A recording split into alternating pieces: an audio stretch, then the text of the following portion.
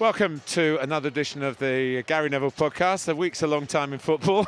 Been a lot to talk about this week. Let's first of all, we're at Wembley.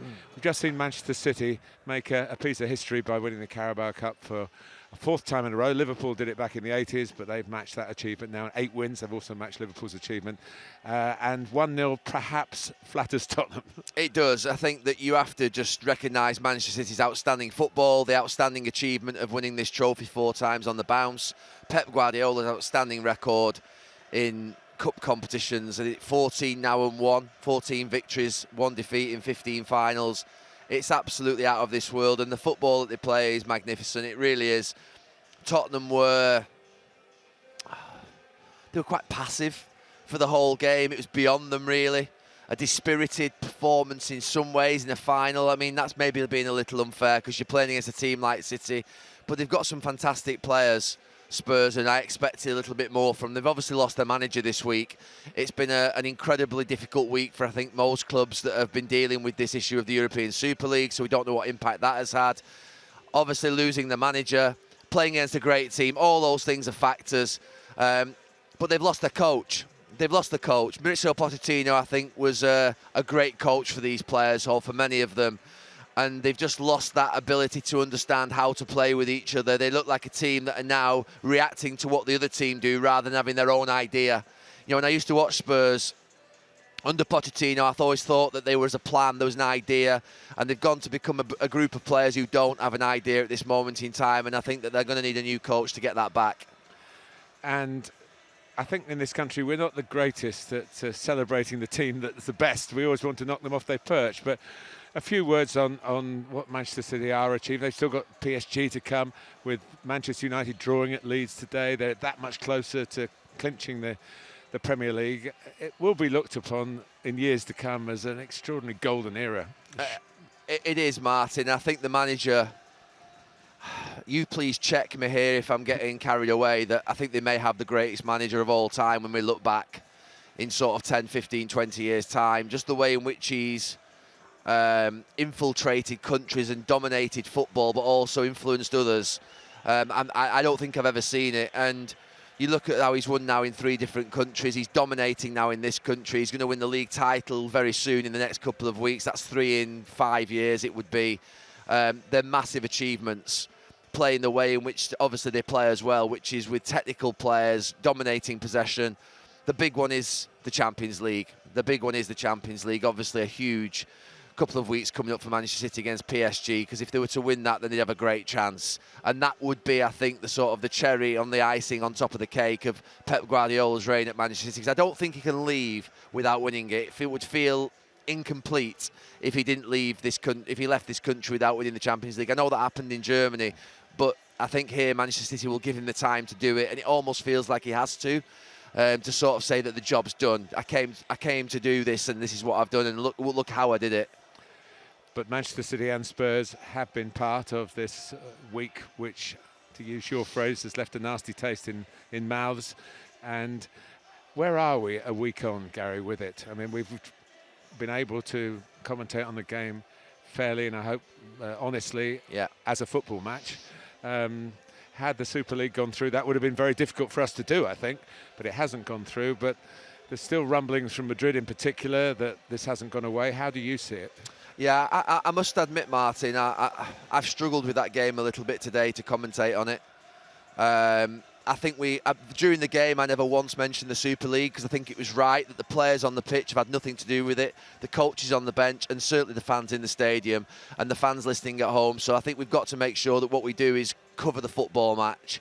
But I struggled with it from a point of view of having a really bad taste in my mouth, that these 2 teams are fortunate to be playing out on this surface today. You know, this is the EFL Cup.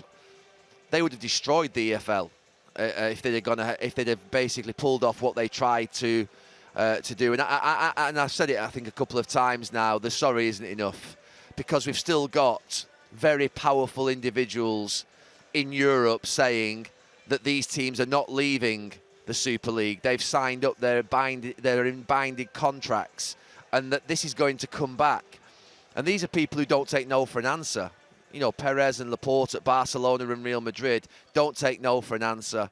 They're not going away. And I don't know what's going on behind the scenes with respect to the contract situation with the the European Super League. I can't even say it because it disgusts me. I said last week I thought Manchester United and Liverpool were the teams that I felt most angry towards, and I still feel the same. But I don't see why we shouldn't feel angry towards Manchester City and towards Tottenham. I do, but maybe not as angry because I feel that they were led. I do feel that they will have been more led. There's no way they'll have set this up on their own. They couldn't do. They would have had to have had those sort of two big hitters at the front of the queue. And to me, you mentioned Daniel Levy during the game that he's English. We know Daniel Levy, though, he will have been frightened to death of missing out on the money. Spurs have taken on, I think, over £1 billion stadium. And to be offered that opportunity to go into this league, knowing that there was a binding contract in place, that all the other 5 were in it, I do have a little bit of understanding. A little bit of an understanding that you're looking at them thinking, well, I'm not quite sure if it's right, but what if I don't go in? And that idea of what if I don't go in. City may be the same. They didn't need the money. I'm sure that their owners are probably sat back now thinking, I wish I just said no to them. We didn't need the money. We could have just stayed here. Because there is nothing, I said it on Monday Night Football, there is nothing about that project that, to be fair, suits Manchester City's what would be goal and end game. And I've gone past angry into thinking about sort of how we stop it, how we move towards a point whereby this doesn't happen again. That was my next question. How do we stop it? It is through legislation in Parliament. It's the only way, because the Premier League clubs, even the 14 other ones away from the 6, are not going to vote to take the power away from themselves. They want the power from themselves. But what was designed in 1992, I think with good intention, now needs to be changed to what would be more of a neutral position, whereby the top 6 clubs in particular, but also the other clubs around them as well. I'm not saying they're not all angels and saints, don't have the ability to destroy English football. There should be fairer distribution of wealth. There should be fit and proper owners tests that are in place. There should be. How do you do fit and proper owners? These are not criminals coming in.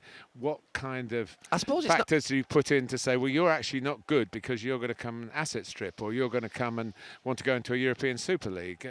That's not easy, is it? No, I suppose in some ways it may be around representation on boards. It may be around the idea that certain things are protected. I think if you look at the fan-led review, I think it's really important that everybody looks at the fan-led review in the terms of reference that are going to be looked at.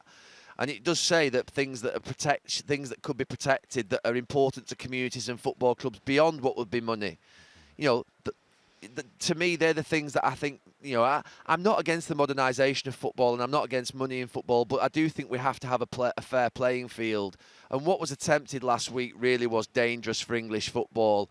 And I do feel angry about it. And we've seen this week how out of touch some of the owners are. What about the apologies? Well, the Manchester United first apology was a farce. I mean, who's put the name? No one put the name on it. Who would? I mean, it was an absolute joke of an apology. It wasn't even an apology, I don't think. And then Joel Glazer came out 5 or 6 hours later because probably he recognised that the first apology was just a disgrace. I mean, who at Liverpool ever sanctioned that J.W. Henry video going out? I mean, that was an embarrassment. I mean, Martin, you think about when you drive to Liverpool and you go up to a game and you see those fans, and then you think to yourself, who allowed that video to go out? I mean, it was an absolute joke. And I have to say that maybe the most clever thing that the Glazers have done in the last 7 or 8 years, or 10 years, or 15 years is not speak, if that's how it's going to come across. Maybe they actually are more aware. And Kroenke's reference to midweek trips to Stoke, and English fans need that, and real fans want Barcelona, or sorry, that's not a fair representation, that global fans want to Arsenal against Barcelona every other week, that they were representing those, and the English fans want to go to Stoke, Martin, patronising beyond belief. Honestly, you're making me more angry the more that you speak. Honestly, they're an absolute disgrace. Those 3 clubs are, I think, the standard bearers for English football in terms of success and joy around the world. The hundreds of millions of fans around the world who have watched those 3 clubs, and to be represented in such a fashion, honestly,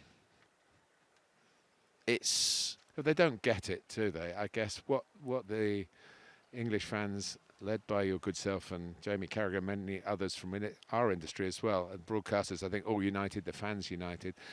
What is we're defending is the fact that it's a game in this country, originated in this country, and the sense of competition comes from this country. We understand American sports don't have promotion and relegation. We understand that. But for them to think that's the way forward and to drag a country that's never experienced it into that and think that would all happen by flicking a switch, it's naive beyond belief, isn't it? Well, good job they're inept.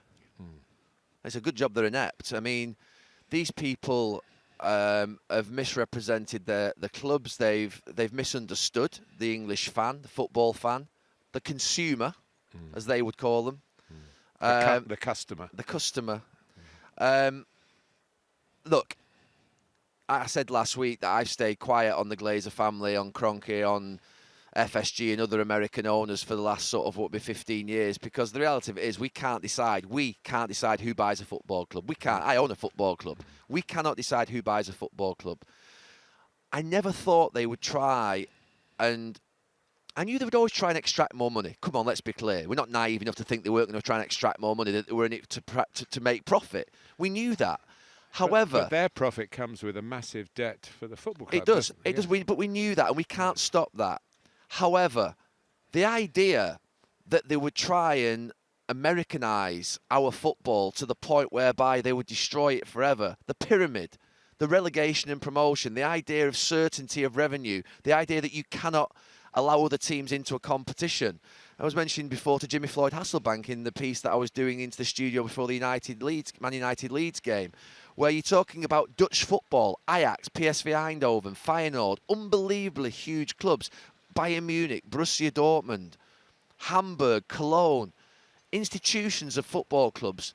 These owners were trying to destroy not only football in this country, but all across Europe, apart from those 12, 15, 18 clubs that were going to be invited. And I use the phrase, which I think severe, and I don't like using the sort of words murder within football. It was the attempted murder of English football and European football. I have got absolutely no hesitation in using those phrases, because it would have killed it forever. To come back into this league, to think you could waltz off into Europe and get £300 million extra for 23 years, guaranteed, and come back then here, it's already difficult enough as it is for the other clubs at the sort of lower end of the league to break into the top six. But there's a chance with West Ham, with Leicester, with Everton, with the building the new stadium, with Newcastle if they can get their ownership right. There's a chance that Leeds could potentially drive the way up into that top six eventually. But we're removing that opportunity forever. We're removing that opportunity forever if we give those top six clubs an extra £300 million every single year and are saying to the others, you can't get it. You're not having it. Now, honestly, the fact that they've been twice now with proposals in the last 8 months around Super Leagues, big pictures, these sort of what would be phrases that sort of look like they're something a little bit, they're not even presented very well, are they, if you think about it? They don't even sound appealing. I have to say that enough is enough now.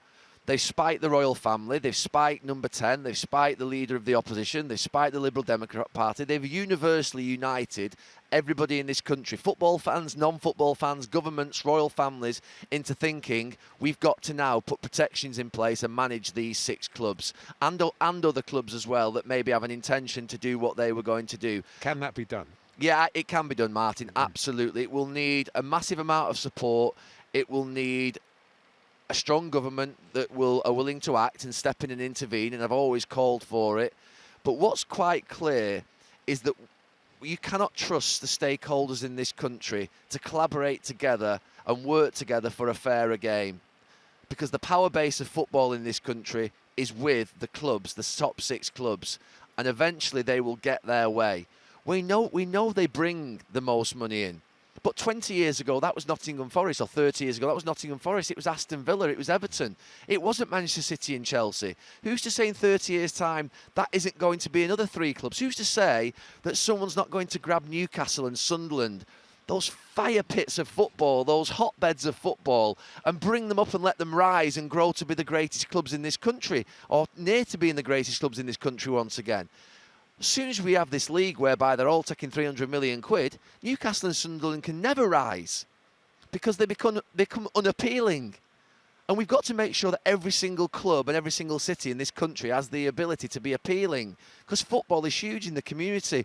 And I have to say that the removal of competition is an absolute no-go for me. And I do feel like I've struggled a little bit today to love this game because of what's happened in the last week. And I don't know if anybody else felt like that at home. I feel very bitter towards what has been attempted. You know, big picture had some good bits in it. It had some bad bits in it, but it had some good bits in it. There was more of a distribution of wealth. There were other things that I like, but there were bits of it that you couldn't even stomach. So that had to get chucked out. But they're going to come back. They're going to come back, these people. They're pariahs. They're not going away. We would love to be doing a podcast about the beautiful game, Chelsea's win at West Ham, and Leeds and Manchester United playing out it was 0-0, but a thrilling game to watch. And Manchester City, although they are part of the shameful six, I call them, that we've had a cup final worthy of it, and we must finish on a positive note. 8,000 people here, transformed Wembley. People said to me coming today, 8,000 won't be, that won't be a drop in the ocean, you know. And it wasn't that at all. It felt like not quite a full Wembley, but you know what I mean. It was. Yeah, well done to the authorities, because I mean, Martin, I didn't know what to expect before the game. When you said 8,000, this huge stadium, you're thinking, well, to be fair, it's going to be like hearing a pin drop. But the fact that they collected them together into the quadrants over in that sort of far corner, and they put the 2,000 Tottenham and City fans actually quite a compact space, meant that they could create quite a noise, which did bring a lot to the atmosphere. So look, I'm hoping now that lockdown, we are unlocking, and I'm hoping that we can keep on unlocking so that we can return to full stadiums in the next 3 or 4 months, certainly for the start of next season, because we have forgotten, I suppose, what it's like and how special it is. The referee got booed today. He did. That's not happened on our cheated effects. In the end, it just felt normal again, which was lovely, really lovely. It did. I mean, to be fair to the fans who have not been in stadiums over the last 6 to 8 months and felt them empty, it does con you a little bit at home with that crowd noise, because we all watch it with the crowd noise on, and it's quite good. When you watch it with the crowd noise off, it's soulless.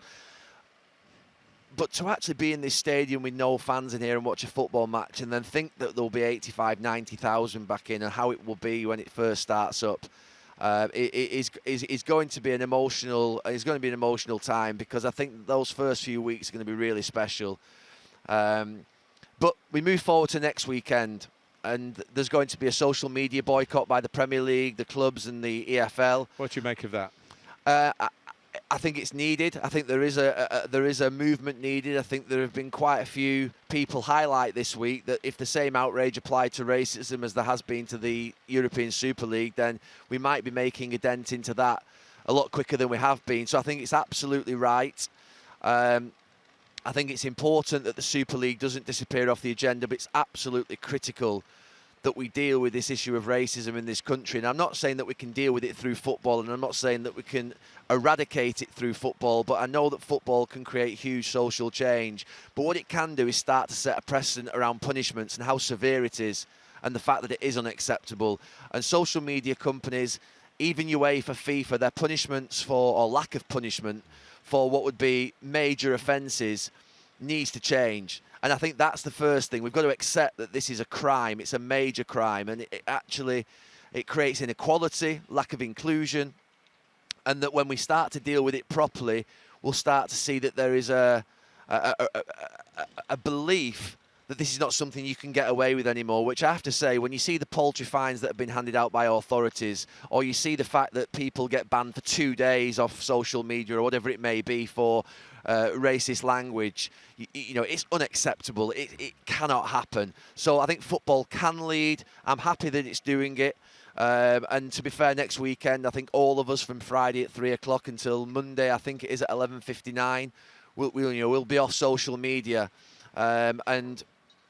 And for that, hopefully, the social media companies and everybody will start to, think that this is a problem that needs to be dealt with quickly, because it will start to harm them. And that's the only way. It's the same with the Super League. We have to harm these owners, and we have to harm people who are racist to ensure that ultimately we rid not just football but society of this disgusting thing that's just hampered us for hundreds of years and centuries. And to think that people have less opportunity because of the colour of the skin in 2021,